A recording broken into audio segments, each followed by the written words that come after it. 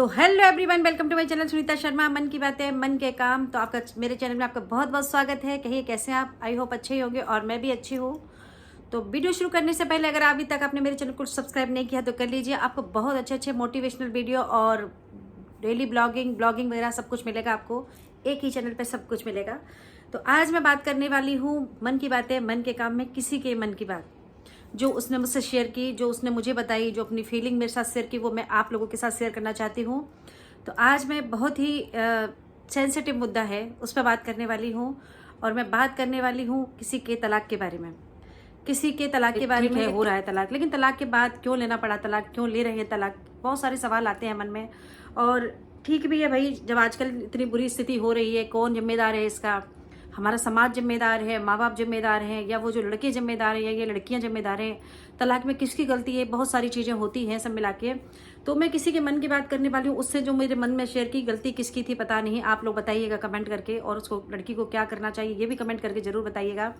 तो मैं बात करती हूँ एक लड़की के बारे में, जो उसने, मैं जिस लड़की को जानती थी वो एक बहुत ही पढ़ी लिखी लड़की, MBA की हुई लड़की थी, और इकलौती बेटी अपने घर की, बहुत ही चुलबुली हंसमुख लड़की। जो मतलब एक लड़कियां होती है ना, बहुत सारे सपने लेके ससुराल में जाती हैं और सारे सपनों को बुन के, अपने धागे में बुन के अपने ससुराल पहुंचती हैं, और ससुराल में उनका इससे अपोजिट ही होता है।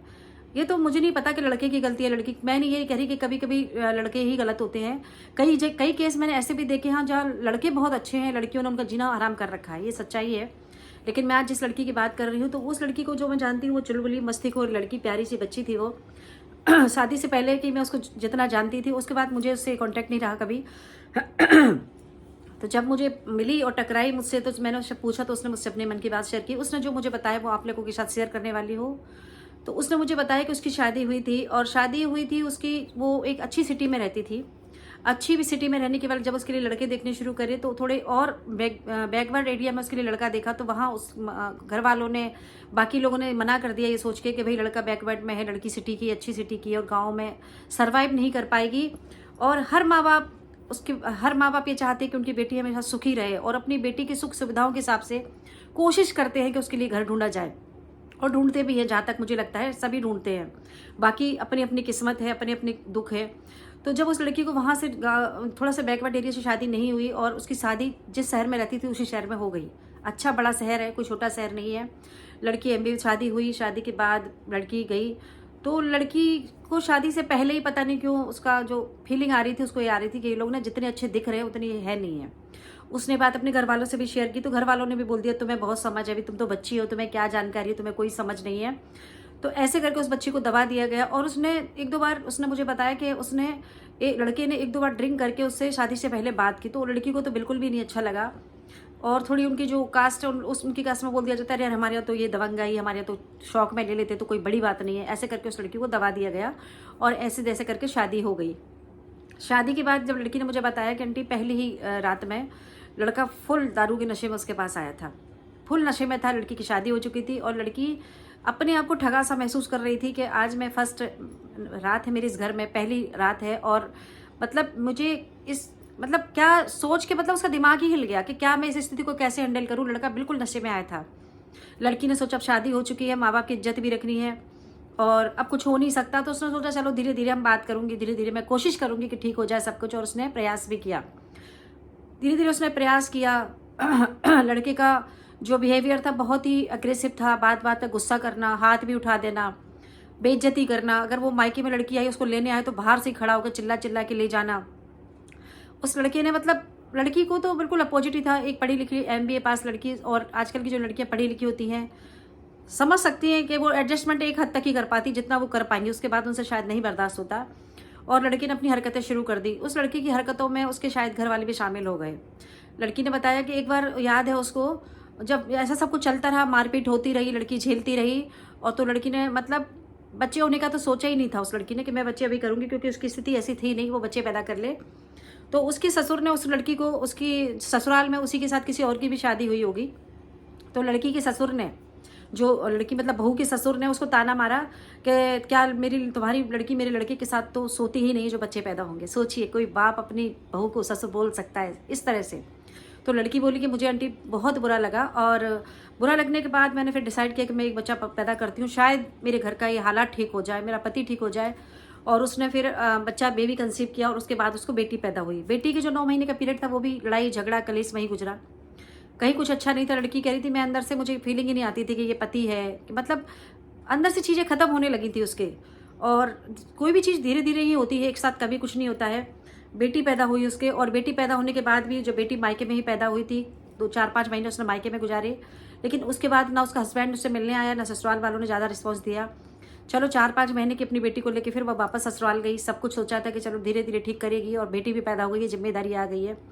तो वो अपनी ससुराल जब पहुंची तो उसके साथ वही पहले जैसा बर्ताव, वही पहले जैसा व्यवहार, मारपीट, लड़ाई झगड़ा, और सब कुछ वैसा का वैसा ही था। लड़की पढ़ी लिखी थी, बहुत रोई, मतलब अब ठगा सा महसूस कर रही थी जैसे। और कई बार तो उसने ना नेगेटिव फीलिंग भी आई कि चलो मैं अब जिस ज़िंदगी ख़त्म कर देती हूँ। क्योंकि जब ये बहुत बड़ा फैसला होता है किसी को अपने आप को ख़त्म करने का, जब उसने एक स्टेप ये भी सोचा कि मैं अपने आप को ख़त्म भी कर लेती हूँ।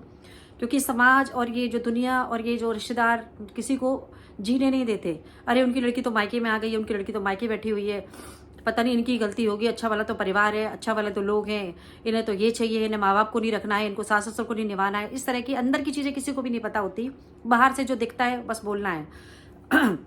उसके बाद मुझे उसने बताया कि एक रात में उसने लड़के ने इतनी हत मचाई, इतना हाथ उठा उस रात, बोले पूरी रात हमारी लड़ाई हुई, और मैंने सुबह डिसीजन लिया कि मैं अब यहाँ लौट कर नहीं आऊँगी, और वो अपने मायके आ गई। मायके जब कुछ दिन रही तो उसको लगा कि शायद ये अपना गलती सुधारेगा पीने खाने को। उसने कहा मैं ऐसे ही पीता हूँ और ऐसे ही पीता रहूँगा, तो मैं रहना है तो रहूँ, नहीं तो कोई ज़रूरत नहीं रहने की। लड़की पढ़ी लिखी थी, कुछ दिन लड़की ने अपने आप को टाइम दिया धीरे धीरे। फिर जब वहाँ से कोई रिस्पॉन्स नहीं मिला तो लड़की ने फैसला लिया तलाक का। लड़की ने जब तलाक का फैसला लिया तो उसके साथ बहुत बड़ी चुनौती, उसकी बेटी थी, पूरी एक ज़िंदगी पड़ी थी। क्योंकि वो मुझे लग रहा है 28-29-30 साल की होगी अभी वो। तो उसकी बेटी को उसने धीरे धीरे अपने मायके में रहकर पाला। लेकिन मायके में भी रहना इतना आसान नहीं होता। तलाकशुदा और जिनके पति नहीं उन बेटियों का इतना आसान तो नहीं होता। कहीं लड़कियों को भी गलतियां होती हैं और कहीं घर वाले भी गलत होते हैं, दोनों ही चीज़ें हो जाती हैं। क्योंकि माँ बाप है जब तक मायका है, फिर उसके बाद कौन जिम्मेदारी लेगा। 2 भाई है 3 भाई है तो वो यही सोचेंगे हमारी छाती पे बोझ है, ये यहाँ रह रही है, मतलब बहुत सारी चीज़ें होती हैं तलाक के बाद भी। लेकिन उसने फैसला किया और उसने अपनी बेटी को अकेले पालने का फैसला किया और तलाक के लिए दाखिल कर दिया, आवेदन दे दिया। अब उसकी अभी हाल की स्थिति में उसका तलाक चल रहा है, फाइनल स्टेज पे है, और वो एक अच्छी जगह जॉब कर रही है, बहुत अच्छी जगह जॉब कर रही है, अपने पैरों पे खड़ी है वो, और अपनी बेटी को एक अच्छी ज़िंदगी दे रही है। जब उसने मुझसे बात करी तो बात करते करते वो रो पड़ी, और रोते रोते उसने मुझे बोला कि मैं मेरी बेटी की जिम्मेदारी में एक बेटी को, अपनी बेटी को अच्छा भविष्य देना चाहती हूँ। हर माँ चाहती है, हर माँ चाहती है कि अपने बच्चे को अच्छा भविष्य दे। और उसने भी यही बोला रो के कि मैं अपनी बेटी को बहुत अच्छा भविष्य देना चाहती हूँ। फिर मैंने उससे एक सवाल किया, मैंने कहा तुम अपनी बेटी को अच्छा भविष्य देना चाहती हो, बहुत अच्छी बात है। जब तुम्हारी बच्ची धीरे धीरे बड़ी होगी, उसका जीवन शुरू होगा, फिर तुम अकेली रहोगी, क्योंकि माँ बाप हमेशा नहीं रहेंगे, और भैया भाभी का व्यवहार आज है कल कैसा रहेगा किसी ने नहीं देखा, तब तुम क्या करोगे। मैंने तो उसको जो भी मुझे समझ में आता है मैंने सही था। मैंने कहा फ्यूचर के बारे में सोचो, कोई अच्छा बंदा तुम्हें मिले, कोई अच्छा पार्टनर तुम्हें मिले तो तुम ज़रूर शादी करना। मैंने उसको यही बोला कि शादी ज़रूर करना, क्योंकि आज तुम्हारी बेटी 5 साल की है तो तुम्हें कोई भी एक बेटी को परिवार से मिलेगा तो बेटी भूल जाएगी। 5 साल 6 साल की बेटी को ज़्यादा कुछ नहीं दिमाग में रहता, लेकिन यही बेटी 10-12 साल की हो जाएगी तो इसको दूसरे परिवार को अपनाने में थोड़ा मुश्किल हो जाएगा। तो वो बोली कि अभी तो ऐसा कुछ डरी, वो अंदर से बहुत डरी हुई थी। बोली आंटी एक से सुख नहीं मिला है तो जीवन में ज़रूरी नहीं कि मुझे सुख मिल जाए। मैंने कहा ऐसा भी नहीं है, तुम कोशिश कर सकती हो, तुम्हें कोई अच्छा पार्टनर मिलता है, अच्छा बंदा मिलता है तो तुम ज़रूर शादी करना। जो मुझे लगा मैंने उसको बोला।